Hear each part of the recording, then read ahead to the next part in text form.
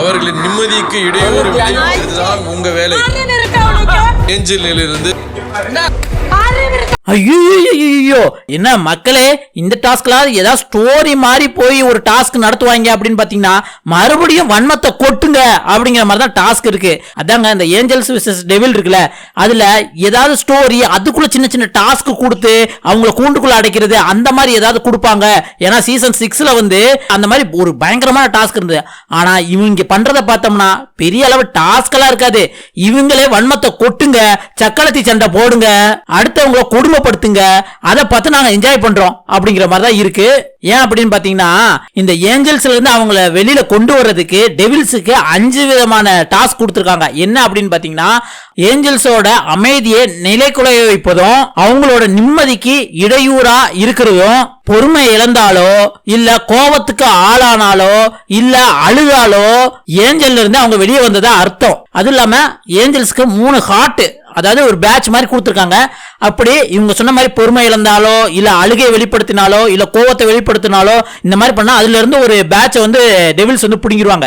இப்படி டெவில்ஸ் வந்து நிறைய பேட்ச் பிடிங்கி காமிக்கிறாங்க அப்படின்னா அவங்களுக்கு நாமினேஷன் ஃப்ரீ வந்து இந்த வாரம் கொடுக்கப்படும் அப்படின்னு சொல்லியிருக்காங்க. அப்பா, நாமினேஷன் ஃப்ரீனா நம்ம பசங்க சும்மாவே ஆடுவாங்க, இதை சலங்க வேற கட்டி விடணுமா, வன்மத்தை வேற கொட்டி தள்ளிடலாம் அப்படின்ட்டு அதுல தீபக் மட்டும் கிட்டத்தட்ட பேட்சை வந்து பறிச்சிடறாரு. அது யார் யாருன்னு தெரியல. ஆனா தர்சிகா பண்றத சிறப்பான சம்பவம். அதுவும் அன்சிதாவுக்கும் தர்சிகாவுக்கும் ஏற்கனவே வாக்கியா தகராறு. என்ன வாக்கியா? அந்த விஷால் வாக்கியா தான்.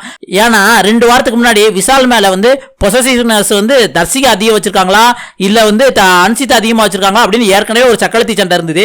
அதை இதை பயன்படுத்தி தர்சிகா ஏற்கனவே வந்து நாமினேஷன்ல இருக்காங்களா, அவங்க விளாடலன்னு வேற ஹவுஸ்மேட்ஸ் எல்லாருமே சொல்றாங்களா, இதுதான் ஜாக்குன்னு வச்சு அவங்களோட உண்மையான டெவில் குணத்தை வந்து அன்சிதா காமிக்க அன்சிதா செம கடுப்பாயி அறிவு இருக்கா இந்த பேட்சுக்கு தானே, இந்த ஹாட் பேட்சுக்கு தானே நீ வந்து இப்படி பண்ற, இந்த நீ வச்சுக்கோ அப்படின்ட்டு வந்து ஃபர்ஸ்ட் ஏஞ்சல்ஸ் வந்து டெவிலா மாறிடுறாங்க.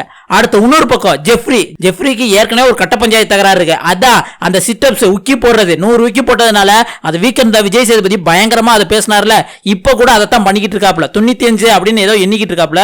அதை மறுபடியும் வந்து கார்டன் ஏரியால வச்சு முத்துக்குமரன், ஜாக்லின், மஞ்சரி 3 பேரும் சேர்ந்து ஜெஃப்ரியை ஏதோ கொடுமைப்படுத்துறாங்க. ஜெஃப்ரி காண்டாயி ஒரு படத்துல அந்த கிணறு காணும் அப்படின்ட்டு போலீஸ்காரை வந்து சட்டை கிட்டையெல்லாம் அவுத்துட்டு போவோம் தெரியுமா, அது மாதிரி போங்கடா நீங்களும் உங்க விளாட்டு, நான் அந்த விளாட்டுக்கே வரலாம் அப்படின்ட்டு சட்டை கிட்டையெல்லாம் கிழிச்சு எரிஞ்சு ஜெஃப்ரி அப்படியே வீட்டுக்குள்ள நடக்கிறான். இதை பார்த்து நம்மளுக்கே கொஞ்சம் பொறுமை சாமி அப்படிங்கிற மாதிரி தான் நம்மளுக்கு இருந்தது.